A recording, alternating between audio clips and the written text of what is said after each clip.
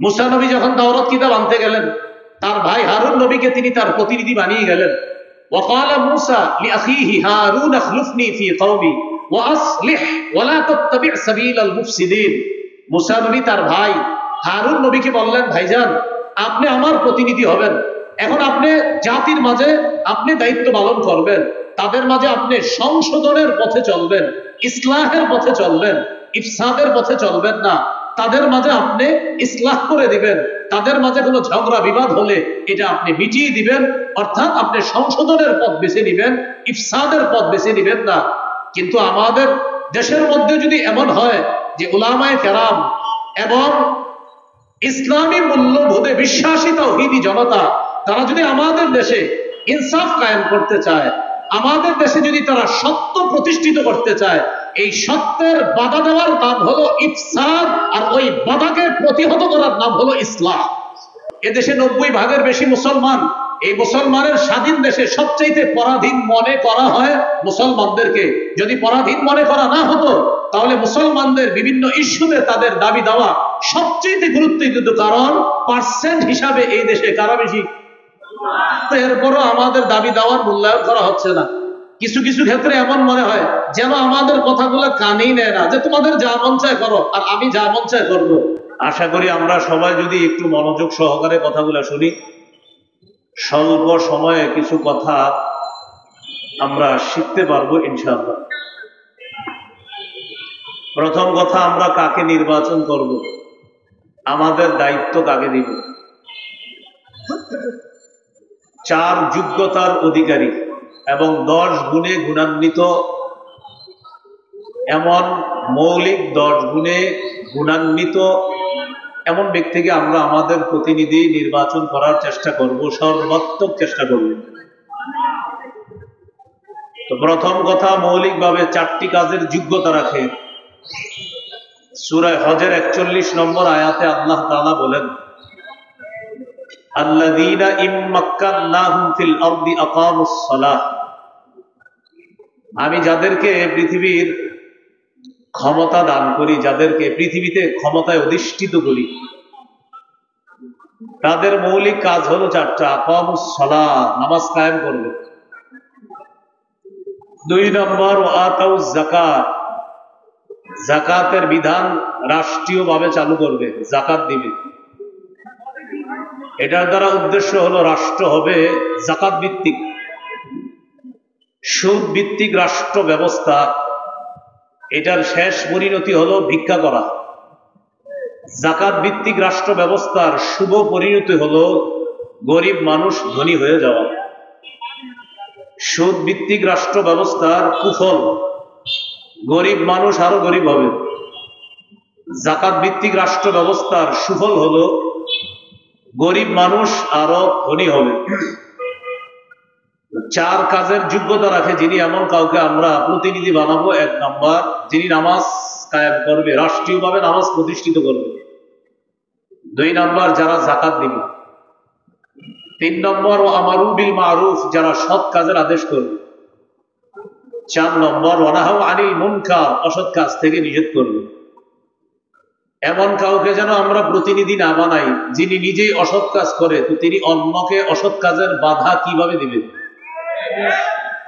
এটা বুঝে ঠিক বলতে হবে, রেডিমেড ঠিক না, আসলেই ঠিক। যিনি অসৎ কাজে বাধা দিতে পারে না, এমন কাউকে যদি আপনি প্রতিনিধি বানান, তো তিনি অসৎ কাজে বাধা দিবে কিভাবে? এই জন্য এই 4 কাজের যোগ্যতা রাখে এমন ব্যক্তিকে আমরা ইনশাল্লাহ আগামীতে আমাদের দেশের প্রতিনিধি বানাবো ইনশাল্লাহ। এটা আমাদের জন্য আমানত। 10টি মৌলিক গুণের অধিকারী হতে হবে যিনি আমাদের দায়িত্বশীল হবেন।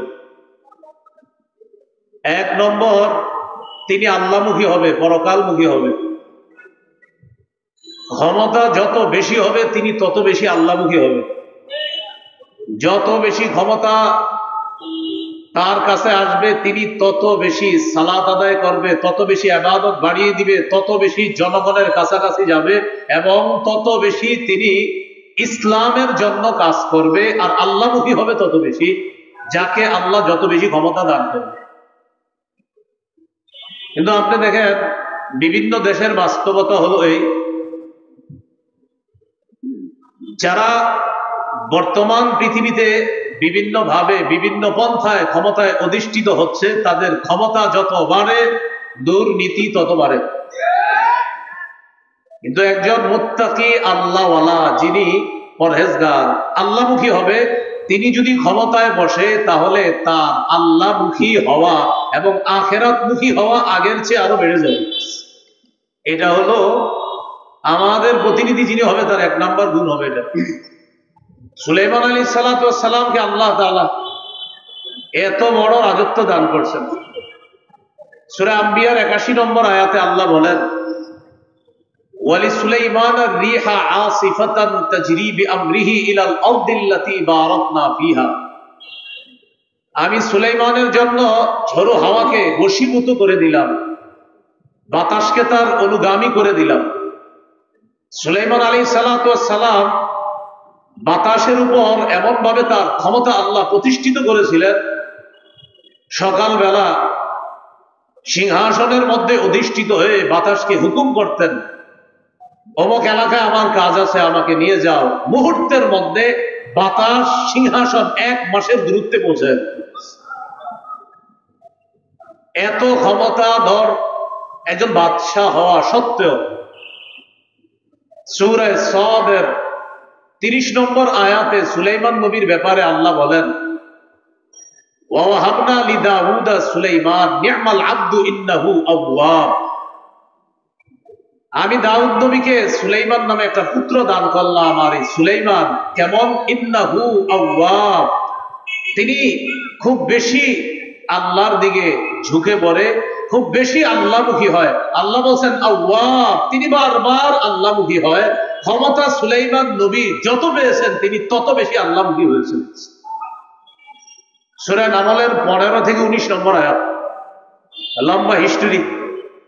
সুলাইমান আলাইহিস সালাতু ওয়াস সালাম বহর নিয়ে রওনা করলেন, পিঁপড়ার এলাকায় গেলেন। যাওয়ার পর যখন তিনি পিঁপড়ার এলাকায় নামার পর তার সাথে বিশাল বাহিনী, তারাও সেখানে হাঁটবে। পিঁপড়ার রানী যে ছিল, কালাত নামলাতু ইয়া আইয়ুহান নামলু দুখুলু মাসাকিনাকুম লা ইয়াহতিবান্নাকুম সুলাইমানু ওয়া জুনুদুহু ওয়া হুম লা ইয়াশউরুন। পিঁপড়ার রানী বলল, ও পিপিলিকার দল, তোমরা তোমাদের ঘরে প্রবেশ করো, তোমাদের গর্তে প্রবেশ করো, সুলাইমান নবী এবং তার বাহিনী না জেনে তোমাদেরকে যেন পিষে না ফেলে। পিঁপড়ার এই কথা সুলাইমান নবী বুঝে ফেললেন। ফাতাবাসসামা দাহিকাম মিন কাওলিহা, পিঁপড়ার কথা বুঝে সুলাইমান নবী একটা মুস্কি হাসি দিলেন। আল্লাহ তাআলা মানুষ, জিন, ইনসান ইত্যাদি এগুলার পাশাপাশি পশু পাখির ভাষা বোঝার যোগ্যতাও সুলাইমান নবীকে আল্লাহ দান করেছে। এখানে একটা কথা, যদি আপনারা কিছু না মনে করেন, ওলামা হযরতরা না, অন্যরা আমার সাথে বলতে হবে। বলেন, সুলাইমান নবী পাখির ভাষা প্রকৃত অর্থেই বুঝতেন, প্রতীকী অর্থে না। প্রকৃত অর্থেই সুলাইমান নবী পাখির ভাষা বুঝতেন, প্রকৃত। একটা হলো প্রকৃত আর একটা প্রতীকী। প্রতীকী প্রতীকী এই প্রতীকী অনেক বাংলা বই বা অনেকে কোনো কারণে লেখছে যে সুলাইমান নবী প্রতীকী অর্থে, মানে বিভিন্ন মাধ্যমে, ইশারার মাধ্যমে পাখির ভাষা বা বিভিন্ন অবস্থা দেখা বুঝতেন, এটাকে বলে প্রতীকী। কিন্তু বাস্তবতা হলো সুলাইমান নবী প্রকৃত অর্থে বাস্তবেই পাখির ভাষা বুঝতেন। আল্লাহ যোগ্যতা দান। এই কথাটা মনে রাখেন। সুলাইমান আলাইহিস সালাতু ওয়াস সালাম পাখির ভাষা বুঝলেন, এটা মুস্কি হাসি দিলেন। হাসি দেওয়ার পর সুলাইমান নবী বললেন, ওয়াকালা রাব্বি আউজি'নি আন আশকুরা নি'মাতাকাল্লাতী আন'আমতা আলাইয়া। সুলাইমান নবী বললেন, আল্লাহ আপনি আমাকে তৌফিক দান করেন, আমাকে যে নিয়ামত দান করেছেন এই নিয়ামতের শুকরিয়া যেন আমি আদায় করতে পারি। অর্থাৎ আমি মানুষের উপর রাজত্ব করি, আমি জিনের উপর রাজত্ব করি, আমি পশু পাখির উপর রাজত্ব করি। আজকে পাখির ভাষাও আমি বুঝলাম। আল্লাহ আপনি যে আমাকে এত ক্ষমতা দান করেছেন, এত নিয়ামত দান করেছেন, আমি যেন এই নিয়ামত পেয়ে অন্য কোনো আচরণ যেন আমার দ্বারা প্রকাশ না পায়। আল্লাহ আপনি যে আমাকে এত নিয়ামত দান করেছেন, আমাকে তৌফিক দেন, আমি যেন আরো বেশি আপনার শুকরিয়া আদায় করতে পারি। এখান থেকে কি বুঝলাম, আমাদের যারা দায়িত্বশীল হবে তাদের 1 নাম্বার গুণ হবে, তিনি যত বেশি ক্ষমতা পাবে তত বেশি আল্লাহমুখী হবে। দুই নম্বর, আমরা যাকে নির্বাচিত করব তিনি ইনসাফ প্রতিষ্ঠিত করবে এমন মানুষকে নির্বাচিত করতে হবে। এমন মানুষকে আমরা আমাদের জন্য নির্বাচন করতে হবে যিনি ইনসাফ প্রতিষ্ঠিত করবে। সূরা সদের 26 নম্বর আয়াতে আল্লাহ বলেন, ইয়া দাউদ ইন্না জাআলনাকা খলিফাতান ফিল আরদি ফাহকুম বাইনান নাসি বিল হক। হে দাউদ, আমি আপনাকে দুনিয়াতে প্রতিনিধি বানাইলাম। ফাহকুম বাইনান নাসি বিল হক, মানুষের মাঝে ইনসাফের সাথে আপনি বিচার করেন।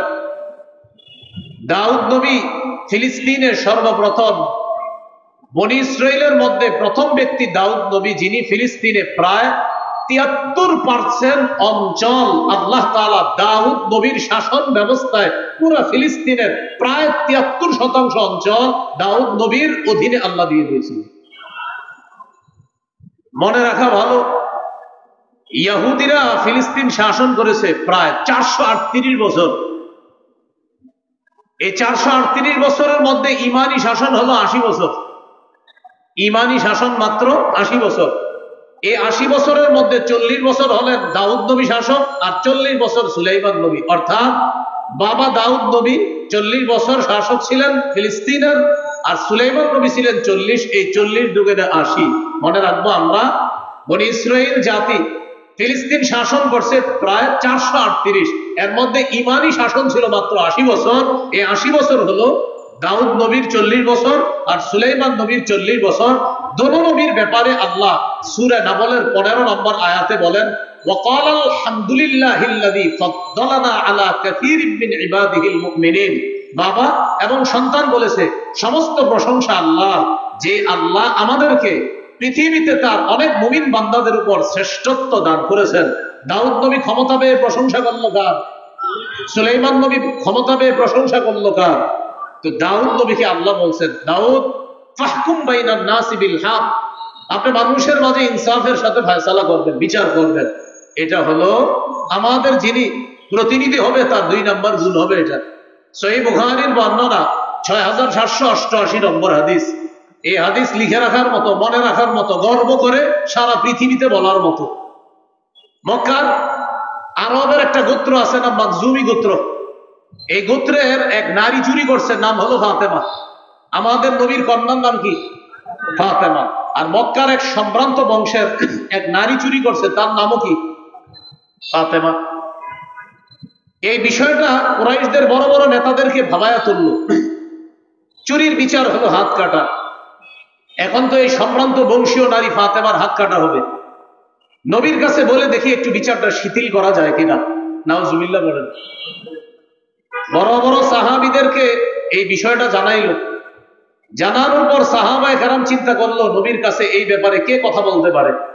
হাদিসের ভাষ্য হলো, মাইয়াশতারিকু আলাইহি ইল্লা উসামা ইবনে যায়েদ হিব্বু রাসূলিল্লাহ সাল্লাল্লাহু আলাইহি ওয়াসাল্লাম। আল্লাহ রাসূল তার নাতি উসামা ইবনে যায়েদ, মানে পালক পুত্র যায়েদ ইবনে হারেসার সন্তান উসামা, এই উসামাকে নবী খুব ভালোবাসতেন। হাদিসে আসছে হিব্বু রাসূলিল্লাহ, নবীর খুব আস্থাভাজন, ভালোবাসার মানুষ। তো সাহাবায়ে কেরাম বলল, এই ব্যাপারে নবীর সাথে আমরা কেউ দুঃসাহস দেখাইতে পারবো না কথা বলার জন্য। উসামা পারে নবীর কাছে গিয়ে কথা বলতে, কারণ নবী উসামাকে খুব ভালোবাসে। উসামা ইবনে যায়েদ রাদিয়াল্লাহু তাআলা নবীজির কাছে গেলেন। যাওয়ার পর বললেন, এমন এমন ঘটনা, ফাতেমা নামে এক সম্ভ্রান্ত বংশীয় নারী চুরি করছে, এখন তার বিচারটাকে একটু শিথিল করা যায় না? নবীজি বুঝতে পারছে যে বড় বড় বয়স্করা আমার কাছে আসার সাহস না পেয়ে এই ছোট্ট উসামাকে আমার কাছে পাঠাইছে। নবীজি বাহিরে আসলেন। আসার পর একটা ভাষণ দিয়ে বললেন, শোনো, ওই রবের কসম যার হাতে আমার জান, আল্লাহর কসম, লাউ আন্না ফাতিমাতা বিনতা মুহাম্মাদিন সারাকাত লাকাতা মুহাম্মাদুন ইয়াদাহা। আল্লাহর কসম, আমি নবী মুহাম্মদের কন্যা ফাতেমা যদি আজকে চুরি করত, ওই বংশীয় নারী ফাতেমা চুরি না করে আমি নবী মুহাম্মদ, আমার মেয়ে ফাতেমা যদি চুরি করত, তাহলে আমি নবী মুহাম্মদ আমার কন্যা ফাতেমার হাত কেটে দিতে আমি মোটেই দস্তবোধ করতাম না। আল্লাহর বিধান আমার কন্যার উপরে আমি প্রয়োগ করতাম। এটা হলো মুসলিম শাসকের 2 নম্বর বৈশিষ্ট্য হবে তিনি ইনসাফ প্রতিষ্ঠিত করবেন। এখন ইনসাফ প্রতিষ্ঠিত করার সময় আপনি যখন ইনসাফ প্রতিষ্ঠিত করবেন, যেই মাত্র বিচারটা করবেন তখনই দেখলেন সে তো আমার আত্মীয় লাগে, আর বিচার আপনি শিথিল করে ফেললেন, এটা ইসলাম শিক্ষা দেয় না। এই জন্য ইসলামী শাসন ব্যবস্থায় যিনি মুসলিম শাসক মুসলমানদের প্রতিনিধিত্ব করবেন, তার 2 নম্বর গুণ হবে তিনি ইনসাফ প্রতিষ্ঠিত করবে সমাজে। এই জন্য আমরা এমন কাউকে জনপ্রতিনিধি নির্বাচিত করব যার সিনায় কোরআন আছে, যার সিনায় হাদিস আছে, যিনি কোরআন হাদিস অনুযায়ী আমাদের মাঝে ইনসাফ ভিত্তিক একটা রাষ্ট্র ব্যবস্থা আমাদেরকে উপহার দিতে পারবে। মনে থাকবে তো সবার ইনশাআল্লাহ? 3 নম্বর, অন্যায়ের পথ পরিহার করে ন্যায়ের পথ চলা। অন্যায়ের পথ পরিহার করে ন্যায়ের পথে চলা। আরেকটু সুন্দর বাংলা আছে, ফাসাদের পথ পরিহার করে সংশোধনের পথে চলা। ফাসাদের আরবি হলো ইফসাদ, মানে ফাসাদ সৃষ্টি করা, আর সংশোধন করার আরবি হলো ইসলাহ। যিনি আমাদের প্রতিনিধি হবে তার 3 নম্বর বৈশিষ্ট্য হবে তিনি ইফসাদের পথ পরিহার করে ইসলাহের পথে চলবে। সূরা আরাফের 142 নম্বর আয়াত। মুসা আলাইহিস সালাতু ওয়াস সালামকে আল্লাহ ডাকলেন তাওরাত কিতাব দেওয়ার জন্য। মুসা নবী যখন তাওরাত কিতাব আনতে গেলেন, তার ভাই হারুন নবীকে তিনি তার প্রতিনিধি বানিয়ে গেলেন। ওয়াকালা মুসা লিআখিহি হারুন আখলুফনি ফি কওমি ওয়া আসলিহ ওয়া লা তাত্তাবি' সাবিলাল মুফসিদিন। মুসা নবী তার ভাই হারুন নবীকে বললেন, ভাইজান আপনি আমার প্রতিনিধি হবেন, এখন আপনি জাতির মাঝে আপনি দায়িত্ব পালন করবেন, তাদের মাঝে আপনি সংশোধনের পথে চলবেন, ইসলাহের পথে চলবেন, ইফসাদের পথে চলবেন না। তাদের মাঝে আপনি ইসলাহ করে দিবেন, তাদের মাঝে কোনো ঝগড়া বিবাদ হলে এটা আপনি মিটিয়ে দিবেন, অর্থাৎ আপনি সংশোধনের পথ বেছে নিবেন, ইফসাদের পথ বেছে নিবেন না। কিন্তু আমাদের দেশের মধ্যে যদি এমন হয় যে উলামায়ে কেরাম এবং ইসলামী মূল্যবোধে বিশ্বাসী তাওহীদি জনতা তারা যদি আমাদের দেশে ইনসাফ কায়েম করতে চায়, আমাদের দেশে যদি তারা সত্য প্রতিষ্ঠিত করতে চায়, এই সত্যের বাধা দেওয়ার নাম হলো ইফসাদ, আর ওই বাধাকে প্রতিহত করার নাম হলো ইসলাহ। সত্য এটা যদি কেউ বাধা দেয়, এই বাধা দেওয়ার নাম ইফসাদ। মনে করেন এখানে আজকে জাতীয় উলামা মাশায়েখ আইম্মা মাশায়েখ কর্তৃক যে একটা আয়োজন হলো, এখানে সত্য প্রতিষ্ঠিত করার জন্য চেষ্টা করা হচ্ছে।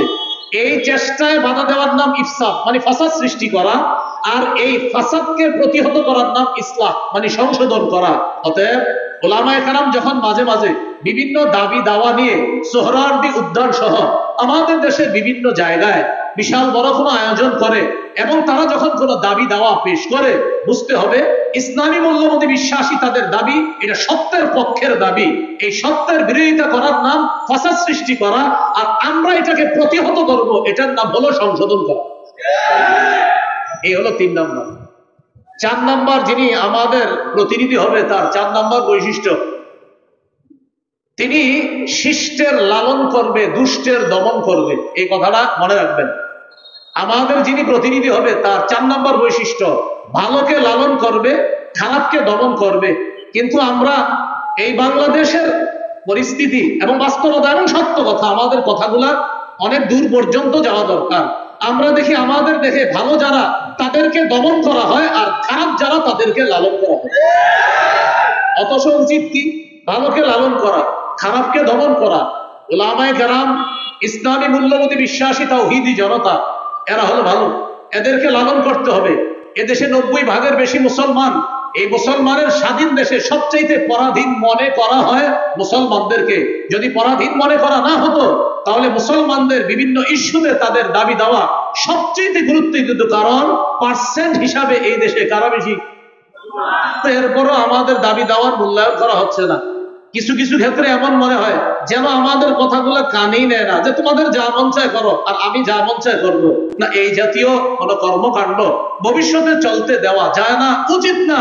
উলামায়ে কেরাম যে কোনো কাজে কর্মে এবং অন্যায়, উলামায়ে কেরাম যদি আমাদেরকে যে কোনো জায়গায় আহ্বান করে স্বতঃস্ফূর্ত ভাবে টুপি দাড়িওয়ালা সহ অন্য মুসলিম ইসলাম যারা আছে, ইসলামী মূল্যবোধে বিশ্বাসী সকলকে নিয়ে কারা কারা ইনশাআল্লাহ আমরা তাদের আহ্বানে সাড়া দিতে রাজি আছি?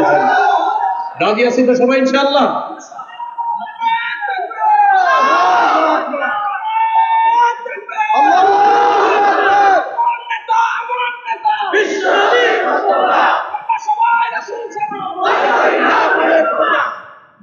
4 নাম্বার বৈশিষ্ট্য, শিষ্টের লালন, দুষ্টের দমন। আয়াতগুলা বলছি না, আমি শুধু নাম্বারটা বলে দেই। সূরা কাহফ 83 থেকে 91 নম্বর আয়াত পর্যন্ত যুলকরনাইন বাদশার একটা ঐতিহাসিক সফর সম্পর্কে আল্লাহ আলোচনা করেছে। সেটা হলো পৃথিবীর একদম পশ্চিম প্রান্তে তিনি একটা সফর করছেন, যেখানে সূর্য অস্ত যায়। সেখানে গিয়ে দেখলেন এক জাতি, এই জাতি আল্লাহ বিশ্বাস করে না, তারা জুলুম করে। আল্লাহ তাদের ব্যাপারে যুলকরনাইন বাদশাকে বললেন, তাদের উপরেও আপনার ক্ষমতা আমি প্রতিষ্ঠিত করলাম, এখন তাদের ব্যাপারে আপনাকে 2টা অপশন দিলাম, ইম্মা আন তাত্তাখিযা ফীহিম হুসনা, ইম্মা আন তুআযযিবা ওয়া ইম্মা আন তাত্তাখিযা ফীহিম হুসনা। হয়তো তাদেরকে শাস্তি দিবেন, না হয় তাদের ব্যাপারে আপনি ভালো কোনো পন্থা অবলম্বন করবেন। যুলকরনাইন জবাব দিলেন, আল্লাহ আমি তাদের ব্যাপারে 2টার যে কোনো একটা গ্রহণ করব। আম্মা মান যালামা ফাসাউফা নুআযযিবহু, যারা জুলুম করবে আমি দাওয়াত দেওয়ার পরেও আমি তাদেরকে শাস্তি দিব। ওয়া আম্মা মান আমানা ওয়া আমিলা সালিহা ফালাহু জাযাআনিল হুসনা, আর যারা ভালো করবে তাদের জন্য উত্তম প্রতিদান রয়েছে। দেখেন বিষয়টা, যুলকরনাইন বললেন, আল্লাহ তাদের ব্যাপারে আমার 2টা ফয়সালা, যারা জালেম হবে তাদেরকে আমি দমন করব, আর যারা আমার কথা শুনে ভালো করবে তাদেরকে আমি লালন করব, তাদের সাথে উত্তম ব্যবহার করব। তাহলে 4 নাম্বার শিখলাম, আমাদের প্রতিনিধি যিনি হবেন তিনি শিষ্টের লালন, ভালোকে লালন করবে, দুষ্টকে দমন করবে। মুসলিম শাসক বা আমাদের প্রতিনিধি যিনি হবেন, তার 5 নম্বর বৈশিষ্ট্য, আমরা যাকে বানাবো তিনি কি হবেন? জনগণের জন্য অকাতরে বিলিয়ে দেওয়ার যোগ্যতা থাকবে। বলেন তো কি থাকবে? জনগণের জন্য অকাতরে বিলিয়ে দিতে হবে, এটা 5 নম্বর বৈশিষ্ট্য। যুলকরনাইন বাদশা সম্পর্কে আল্লাহ তাআলা বলেছেন সূরা কাহফের 91 থেকে 93 থেকে 97 নম্বর আয়াত পর্যন্ত আল্লাহ বলেছেন যুলকরনাইন বাদশার আরেকটা সফর সম্পর্কে আল্লাহ তাআলা আলোচনা করেছেন। সেই সফরটা হলো উনি পৃথিবীর উত্তর দিকে সফর করেছেন। এটা কিন্তু আল্লাহ কোরআনে বলে নাই উত্তর, আল্লাহ দিকের কথা বলছে 2টা, একটা সফর পূর্ব দিকে আরেকটা পশ্চিম দিকে, এই 2টা বলছে। আরেকটা সফরের কথা বলছে আল্লাহ, কিন্তু সফরটা কোন দিকে করছে এটা বলে নাই। তবে মুফাসসিরিনে কেরাম গবেষণা করে বলেন যুলকরনাইনের আরেকটা সফর হয়েছে উত্তর দিকে, রাশিয়ার দিকে, এটা মুফাসসিরিনে কেরামের অভিমত। সেখানে গেলেন, যাওয়ার পর দেখে এক জাতি যারা যুলকরনাইন বাদশার কথা বুঝে না, লা ইয়াকাদুনা ইয়াফকাহুনা কাওলা, ভাষা বুঝে না। তো যুলকরনাইন বাদশা তাদের সাথে কথা বলার জন্য 2 ভাষী নিযুক্ত করলেন, অথবা তাদের সাথে ইশারায় কথা বললেন। তারা যুলকরনাইনকে বলল, বাদশা আপনার কাছে আমাদের একটা দাবি আছে। কি দাবি? এই পাহাড়ের পিছনে 2টা জাতি আছে, একটা ইয়াজুজ আর একটা মাজুজ। এরা রাতের বেলা আমাদের বাড়িতে এসে লুটতরাজ করে, ডাকাতি করে, আমাদের ধন সম্পদ ছিনিয়ে নেয়। আপনি যদি এই 2 পাহাড়ের মাঝখানে ফাঁকা জায়গাটা বন্ধ করে দেন, তাহলে তাদের এই দুর্নীতি থেকে, তাদের এই লুটতরাজ থেকে আমরা বেঁচে যাব। এই কথা বলার পর জাতি বলল, ও বাদশা প্রয়োজনে যদি কিছু টাকা পয়সা লাগে টাকা পয়সা আমরা দিব। কারা বলল? জাতি বলল বাদশাকে। বাদশা যুলকরনাইন বললেন, আমার টাকা পয়সা লাগবে না, আল্লাহ আমাকে যা দিয়েছে, মা মাক্কান্নি ফিহি খায়র, আল্লাহ আমাকে যে ক্ষমতা দিয়েছে এটা অনেক উত্তম। আইনুনি বিকুওয়া, তোমরা আমাকে একটু সহযোগিতা করবা, এই দেয়াল দেওয়ার জন্য, প্রাচীর নির্মাণ করার জন্য তোমরা আমাকে একটু সহযোগিতা করবা, আর যা যা লাগবে এগুলা সব আমি নিজস্ব অর্থায়নে সব কিছু আমি এনে দিব, তোমরা শুধু একটু বহন করে নিয়ে আসবা। বাদশা যুলকরনাইন 2 পাহাড়ের মাঝখানে একটা প্রাচীর দিয়ে দিলেন। তো জনগণের জন্য অকাতরে বিলিয়ে দেওয়া, এটা মুসলিম শাসকের 5 নম্বর বৈশিষ্ট্য হবে। বিষয়টি যেন এমন না হয় কথার কথা আপনি লাইনের গ্যাস বন্ধ করে দিলেন, এটা কথার কথা, আমাদের দেশ গ্যাসের গণি না, এখন আপনি লাইনের গ্যাস বন্ধ করে দিয়ে বোতলের গ্যাস চালু করলেন, চালু করার পরে এটার দাম নির্ধারণ করলেন 600 টাকা, কিন্তু বাজারে আসলো 1400-1500 টাকা। এমনি বলতেছি কথার কথা। তো ভাই 1500 কিভাবে হলো? 600 হলো মূল দাম, এরপরে 1 টাকা পায় অমুকে, আরেক টাকা অমুকে, আরেক টাকা তমুকে, এইভাবে অমুকে আর তমুকে যারা পায় আর যারা নেয়, এই জাতীয় কাউকে যদি আবার প্রতিনিধি নির্বাচন করা হয়, তাহলে রডের পরিবর্তে আবারও বাঁশ পাওয়া যাবে। মাথায় রাখতে হবে, বাস্তব। একটু কথাগুলো বুঝতেছেন তো? তাহলে 5 নাম্বার, জনগণের জন্য অকাতরে বিলিয়ে দিবে, এটা 5 নাম্বার বৈশিষ্ট্য, আমরা যাকে প্রতিনিধি নির্বাচন করব। 6 নাম্বার বৈশিষ্ট্য, প্রতিনিধি যিনি হবে আমাদের, তিনি কিছু করতে পেরে বলবে আলহামদুলিল্লাহ, এটা আমার রবের দয়া, এটা বলবে। যিনি করতে পারবে বাস তিনি কোনো অহংকার করবে না। মানে কিছু করার পরে বলবে আমি এই করলাম সেই করলাম, মানে আপনি আপনার বাপের টাকা দিয়ে করছেন তো আমাদের টাকা দিয়ে করছেন, এগুলো বলা যাবে না যে আমি এত কিছু করছি, এগুলো বলা যাবে না। বলতে হবে আল্লাহ আমারে তৌফিক দিয়েছে তাই আমি করেছি, এটা বলতে হবে। যদি কেউ কিছু করার পর বলে আমি এটা করেছি সেটা করেছি, এই কথাগুলা অহংকার প্রদর্শন প্রকাশ পাবে। আর অহংকার যখন প্রকাশ পাবে তখন পতন এমন ভাবে হবে, যার পতন হবে তিনি নিজেও বুঝবে না কিভাবে পতন হয়ে যাবে। খুব সাবধান, আল্লাহ আমাদেরকে হেফাজত করেন। তো 6 নাম্বার, প্রতিনিধি কিছু করতে পেরে তিনি কার শুকরিয়া আদায় করবেন? আল্লাহ, যে আল্লাহ দিয়েছে। সূরা কাহফের 98 নম্বর আয়াতে আছে, যুলকারনাইন ওই দেয়াল করে দেওয়ার পর বলছে হাদা রাহমাতুম মির রাব্বি, এটা আমার রবের অনুগ্রহ, দয়া, আমার রব দয়া করছে তাই তোমাদের জন্য কিছু করতে পারছে। আমরা যাকে প্রতিনিধি নির্বাচন করব তার 7 নাম্বার বৈশিষ্ট্য, তিনি রক্ষণাবেক্ষণ এবং অর্থনীতিতে পারদর্শী হতে হবে। রক্ষণাবেক্ষণ এবং অর্থনীতি। আমাদের উপর একটা অভিযোগ উঠাইছিল যে ওলামায়ে কেরাম কি অর্থনীতি বুঝে? এরকম মাওলানা হওয়ার 2 বছর আগে আমাদের কওমি মাদ্রাসার ছাত্ররা অর্থনীতির ব্যাপারে পোকা হয়ে যায়। অর্থনীতি শুধু বুঝে না, মাওলানা হওয়ারও 2 বছর আগে আমাদের কওমি মাদ্রাসার ছাত্রদেরকে অর্থনীতি খাওয়ায়া দেওয়া হয়। এটা আমি জানি। হ্যাঁ, আমরা একটা অর্থনীতি, সেটা হলো এটার বিরোধিতা করি, এই জন্য মনে করে আমরা বুঝি না। সেটা কি? সুদ ভিত্তিক অর্থনীতির বিরোধিতা আমরা করি। এই জন্য যারা সুদ ভিত্তিক অর্থ ব্যবস্থা চায় তারাই বলে যে ওলামায়ে কেরাম অর্থনীতি বুঝে না। কারণ ওলামায়ে কেরাম যাকাত ভিত্তিক অর্থনীতি বুঝে, আর সুদ ভিত্তিক অর্থনীতি এটা জাহান্নামী। এটা বলার কারণে একদল মানুষ আমাদেরকে অভিযুক্ত করে যে আলেমরা অর্থনীতি বুঝে না। আসলে বিষয়টা এমন না, আলেমরা অর্থনীতি শুধু বুঝে না, ওলামায়ে কেরাম অর্থনীতি পড়ানোর যোগ্যতা রাখে। এই কথাটা 7 নাম্বার, রক্ষণাবেক্ষণ এবং অর্থনীতিতে পারদর্শী। ইউসুফ আলাইহিস সালামের ব্যাপারে আছে সূরা ইউসুফের 55 নম্বর আয়াত। ইউসুফ নবী যখন দেখলেন যে এই দেশে যদি খাদ্য ভান্ডারের দায়িত্ব আমি না নেই তাহলে জালেমরা খাবার শেষ করে ফেলবে, ইউসুফ নবী নিজেই দায়িত্ব চেয়ে নিলেন, ইজআলনি আলা খাজাইনিল আরদ, আমাকে খাদ্য ভান্ডারের দায়িত্ব দেন। ইউসুফ নবী বললেন, এখান থেকে একটা বিষয় বুঝে আসে, বুখারীতে আছে লা তাসআলিল ইমারা, দায়িত্ব চেয়ে নিও না। আর কোরআনে দেখলাম আমরা ইউসুফ নবী বলতেছে আমাকে দায়িত্ব দেন। বুখারীতে আছে দায়িত্ব চেয়ে নিও না, আর সূরা ইউসুফের মধ্যে ইউসুফ নবী দায়িত্ব চেয়ে নিচ্ছে। এটার উত্তর হলো, যখন যোগ্য ব্যক্তি দায়িত্বে থাকবে তখন আমার আপনার দায়িত্ব চেয়ে নেওয়া দরকার নাই। আর অযোগ্য ব্যক্তিতে যখন দেশের দায়িত্বের জায়গাগুলো ভরপুর হয়ে যাবে, যোগ্য ব্যক্তিরা তখন ওই দায়িত্ব চেয়ে নিবে, যেভাবে হোক সঠিক পন্থায় ওই দায়িত্ব চেয়ে নিয়ে সেখানে যোগ্য ব্যক্তিরা বসতে। বুঝে আসছে তো?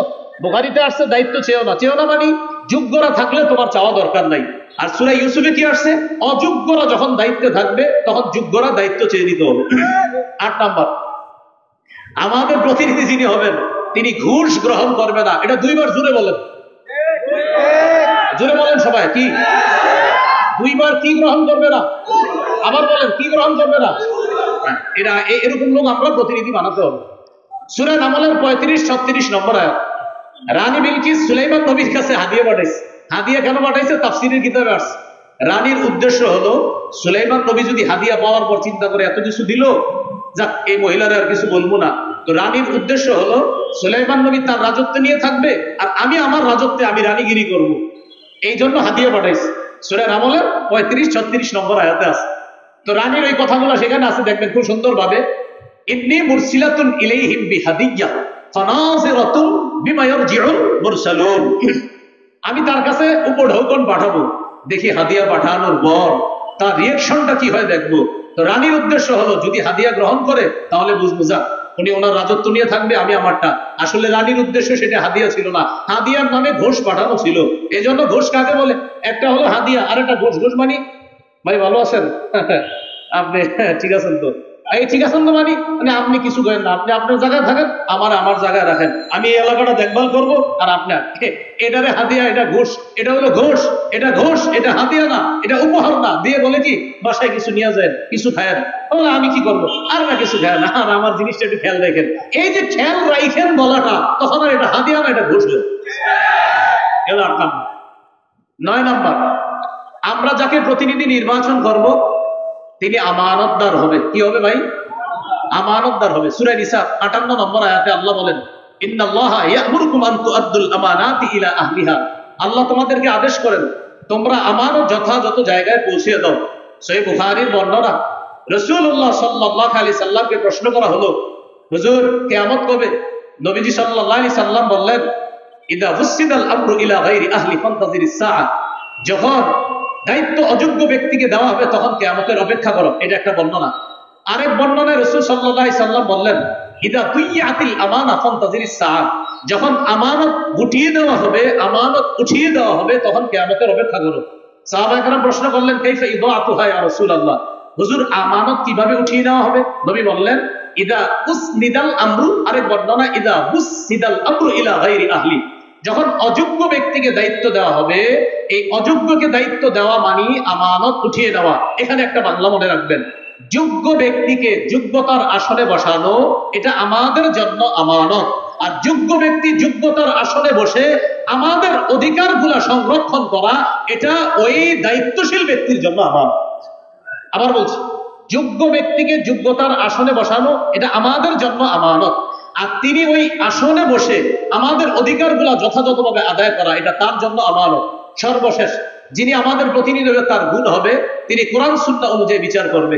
সূরা মাইদা 48, সূরা মাইদা 49, সূরা মাইদা 50 এই আয়াতগুলোর মধ্যে আছে, ইন্না আনজালনা ইলাইকাল কিতাবা বিল হক, আমি আপনার কাছে কোরআন দিয়েছি, এই কোরআন এটা দিয়েছি, এটার মাধ্যমে আপনি বিচার করবেন, সঠিকভাবে বিচার করবেন। শেষের দিকে আছে, আফা হুকমাল জাহিলিয়াতি ইয়াবগুন, তারা কি জাহিলি আইন চায়? অমান আহসানু মিনাল্লাহি হুকমান, আল্লাহর চাইতে শ্রেষ্ঠ উত্তম বিচারক আর কে হতে পারে? এই জন্য আমরা যদি আমাদের বাংলাদেশে আল্লাহর আইন বাস্তবায়ন করতে চাই, আল্লাহর কসম সত্যি বলছি, আমাদের একজন যোগ্য, 4 কাজের যোগ্যতা রাখে, 10 গুণে মৌলিক গুণান্বিত এমন কোন ব্যক্তিকে আমাদের দেশের দায়িত্ব দিতে হবে, তাহলে ইনশাআল্লাহ এদেশে সংসদ চলবে কোরআন অনুযায়ী, এদেশের বিভিন্ন পার্লামেন্ট চলবে কোরআন অনুযায়ী। আল্লাহর কসম আমরা স্বপ্ন দেখতেছি যে 90% মুসলমানের দেশ, এটা তো একটা স্বাভাবিক বিষয়, এদেশের সংসদ চলবে কোরআন অনুযায়ী, এদেশের বিচার ব্যবস্থা চলবে কোরআন অনুযায়ী। মানে এটা এমন কোনো কথা না যে হুজুর এটা কোনো কথা না, এটা তো সাধারণ কথা। 90% মুসলমানের দেশ, বলেন কি অনুযায়ী দেশ চলবে? সংসদ কি অনুযায়ী হবে? কোর্ট কি অনুযায়ী হবে? এটা তো একটা স্বাভাবিক বিষয়, মনে থাকবে তো ইনশাল্লাহ। এটা হলো আমার প্রথম বিষয়। আমরা বাইর থেকে 2 মিনিট চেয়ে নিচ্ছি। দ্বিতীয় আরেকটা বিষয় দিছে আমারে, যে নির্বাচনের শরীয়ী পদ্ধতি কি। আমি শুধু একটু বলছি, আমি জানি আপনারা এখানে অনেকে আছেন যে হযরত গণতন্ত্র, এই তো বিষয়টা। আচ্ছা একটু মন দিয়ে শোনেন 2 মিনিট। আচ্ছা, গণতন্ত্র এই বিষয়টা কি? 1863-তে আপনার আব্রাহাম লিঙ্কনের সেই যে এক ধারা সে আবিষ্কার করলো যে democracy is the government of the people, by the people and for the people. গণতন্ত্র হলো এমন একটা শাসন ব্যবস্থা যেখানে জনগণের উপর, জনগণের মাধ্যমে জনগণের ক্ষমতা চলবে, অর্থাৎ যেই নিয়ম নীতিতে জনগণের শাসন চলবে, জনগণের আইন চলবে, এটাই গণতন্ত্র। সেখানে গণতন্ত্রে দেশের মালিক হবে জনগণ আর তারা আইন করবে। আর আমরা বলি রাষ্ট্র, এটার মালিক হলো আল্লাহ। অনেকের গেঞ্জির পিছনে লেখা আছে পিপল আর সোর্স অফ অল পাওয়ার, জনগণ সকল ক্ষমতার উৎস। নাউজুবিল্লাহ, জোরে বলি, সকল ক্ষমতার উৎস কে? আল্লাহ। এটা প্রথম কথা। তাহলে গণতন্ত্র এটা তারা বললো, এটা হলো একটা বিষয়। আমাদের কথা হলো সূরা বানী ইসরাঈলের 111 নম্বর আয়াতে যে কথাটা আছে, একদম সূরা বানী ইসরাঈলের সর্বশেষ আয়াত, ওয়ালাম ইয়াকুল্লাহু শারীকুন ফিল মুলক, আল্লাহর রাজত্বে কোনো শরীক নাই। বলেন আল্লাহর রাজত্বে কি নাই? শরীক নাই। দেশের রাজত্ব কার? এই আল্লাহর রাজত্বে কোনো শরীক নাই। এটা ইসলামী আকীদা যে দেশের রাজত্ব হবে এটা আল্লাহর মালিকানা। এটা গণতন্ত্র, এটা মালিক হবে না, এটা আমাদের ইসলামী মূল্যবোধে বিশ্বাসীদের আকীদা। আচ্ছা, সূরা ইউসুফের 40 নম্বর আয়াত আছে, ইনিল হুকমু ইল্লা লিল্লাহ, বিচার ব্যবস্থা শুধুমাত্র আল্লাহর পক্ষ থেকে হবে, আল্লাহই বিধানদাতা, আল্লাহই বিধান করবে। কথা সঠিক। এটা হলো প্রথম কথা। দ্বিতীয় কথা খুব ভালো করে মনে রাখবো, ইসলামী হুকুম অনুযায়ী গণতন্ত্রের যেই বিধান, এই বিধানকে মানতে হবে, এই বিধান না মানার কোনো সুযোগ নাই। ইসলামী হুকুম অনুযায়ী গণতন্ত্রের পক্ষে কেউ না, কোনো ওলামায়ে কেরাম না। এটা হলো দ্বিতীয় কথা। এবার মূল কথাটা শোনেন। তাহলে হুজুর যেহেতু গণতন্ত্রের পক্ষে না তো কি করব?